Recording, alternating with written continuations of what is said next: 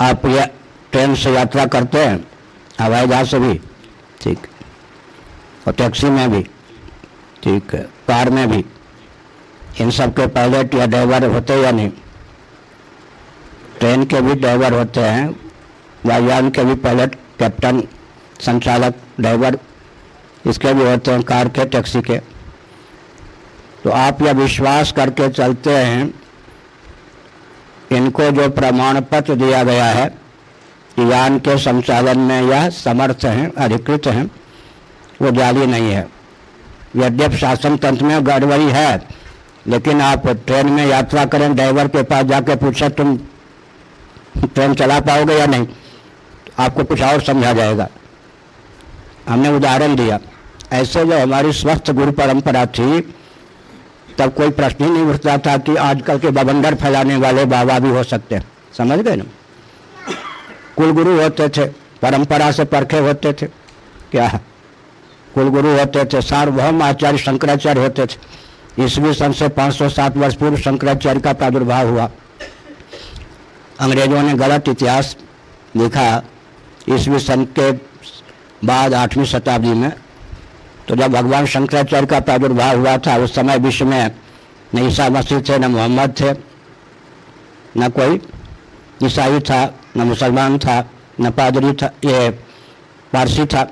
उस समय सार्वभौम गुरु के रूप में शंकराचार्य पूरे विश्व में माने जाते थे। 4 उन्होंने धार्मिक या आध्यात्मिक राजधानियां बनाई भारत में, 4 धाम, और पूरा विश्व कार्यक्षेत्र था हमारा, विशेषकर बृहद भारत हमारा कार्यक्षेत्र था।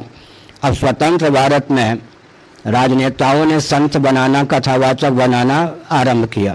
ये अंग्रेजों की कूटनीति, उनके यहाँ परंपरा से पोप जी की गद्दी है और हम व्यासपीठ से सुदूर हो जाएं, इसीलिए सबसे पहले बुरा न मानो होली है। अंग्रेजों ने कूटनीति का परिचय दिया। कल भी मैंने संकेत में कहा था प्रवचन में, गांधी जी को आध्यात्मिक मनुष्य के रूप में ख्यापित किसने किया? अंग्रेजों ने। समझ गए? ताकि व्यासपीठ शंकराचार्य जो प्रामाणिक गुरु होते पूरे विश्व के, फिर सनातनियों के, हिंदुओं के, उनसे दृष्टि उचट जाए। समझ गए? उसके बाद गांधी जी चल बसे, तो नेहरू जी ने गुलजारी लाल नंदा को आगे करके भारत साहब समाज की स्थापना की और कहा कि इस भारत साहब समाज के सदस्य जो नहीं बनेंगे संत महात्मा, वो भिखारी समझे जाएंगे और जेल के शिकंजे में बंद कर दिए जाएंगे। लोभ के कारण, भय के कारण उस समय के ख्याति प्राप्त संत महात्मा भारत साहब समाज में क्या हो गए? भर्ती हो गए। हमारे पूज्य गुरुदेव धर्म सम्राट स्वामी करपात्री जी महाराज के अभियान को कुचलने के लिए नेहरू जी की यह योजना थी। पुरुषोत्तम दास टंडन जी का नाम आपने सुना होगा। उन्होंने नेहरू जी से कहा कि नेहरू ये क्या करने जा रहे हो? सच्चे संत तो जेल के शिकंजे में बंद होंगे और मलाई चाटने वाले संत हवाई जहाज से यात्रा करेंगे। तो जेल में तो संत डाले नहीं गए, लेकिन शासन तंत्र ने क्या किया? कांग्रेसी प्रचारक बना दिया संतों को। अधिकांश संत सभा में बह गए। आगे उसी की नकल की अशोक सिंघल जी ने। अशोक सिंघल जी हमारे बहुत लाडले प्यारे, 70 बार कम से कम मेरे पास आए होंगे। उन्होंने क्या किया? धर्म संसद बना दी। उसका लक्ष्य था जनसंघ भाजपा का प्रचार करें संत महात्मा। जो उनके मंच पर आ गए उसी को शंकराचार्य कह के ख्यापित किया। लगभग 45 साल पहले डॉक्टर कर्ण सिंह भी विश्व हिंदू परिषद के मंच पर होते थे, और उन्हें भी शंकराचार्य के रूप में ख्यापित किया गया, गृहस्थ को भी। और कुछ समय पहले साक्षी जी जब पहले चुनाव लड़े थे, उन्हें शंकराचार्य के रूप में विश्व हिंदू परिषद भाजपा ने ख्यापित किया। समझ गए? अब सपा है, बसपा है, लालू यादव हैं, ये सब के सब अपने ही पार्टी के सदस्यों को संत बना रहे और दूसरे संत को खरीद करके अपना प्रचारक बना रहे हैं। समझ गए ना? इसका अर्थ क्या हुआ?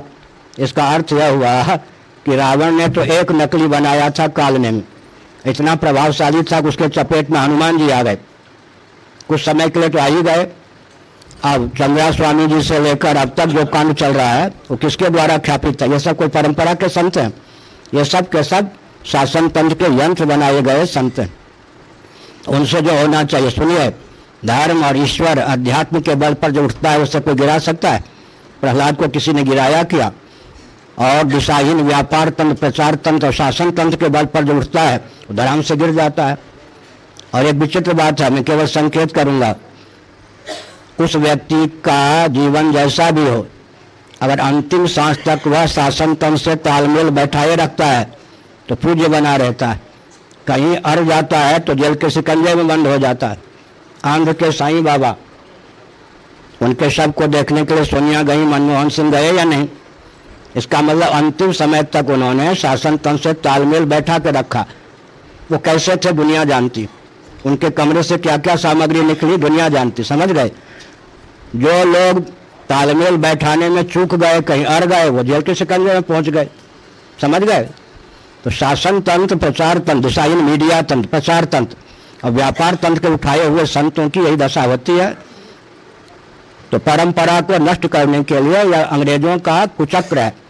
अभी आज समाचार पत्र में आया, अखाड़ा परिषद ने कुछ बाबाओं के नाम लिया। अब मुल्लाओं ने क्या किया है, उनके यहाँ जो नकली मुल्ला हैं उनकी सूची बनाकर घोषित करने की योजना बनाई। इसका मतलब मुसलमानों में भी घुस गए नकली मुल्ला, यही ना? हो सकता है कि नकली मुल्लाओं का ग्रुप ही असली मुल्ला को नकली सिद्ध कर दे। ये भी होता है भारत में। समझ गए?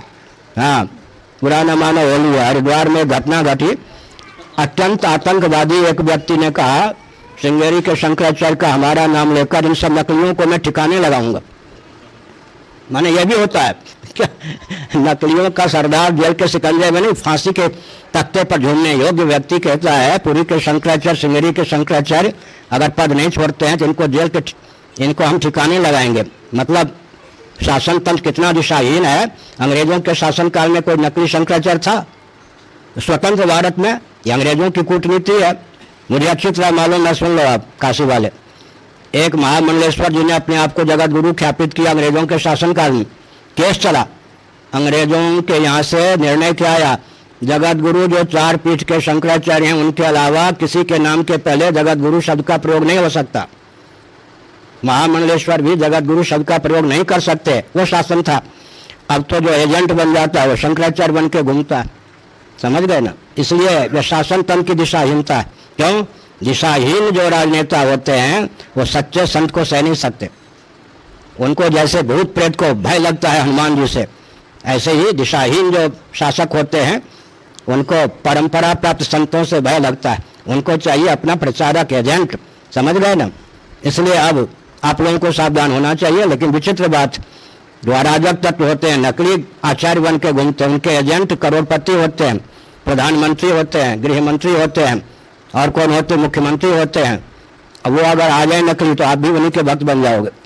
वो इतने प्रभावशाली बनाए जाते हैं शासन तंत्र के द्वारा। यह कलयुग है और भारत के पतन का महान हेतु यही है कि यहाँ शंकराचार्य भी नकली होते हैं।